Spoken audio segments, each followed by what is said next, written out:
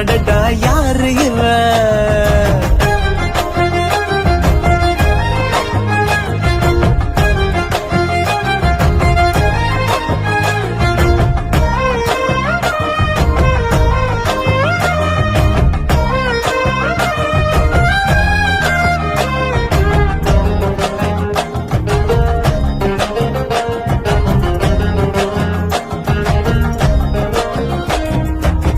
நில ஒன்று தரையில் வந்து நடக்குது எதிரில் நின்று எனக்குன்னு பிறந்தவதா என்று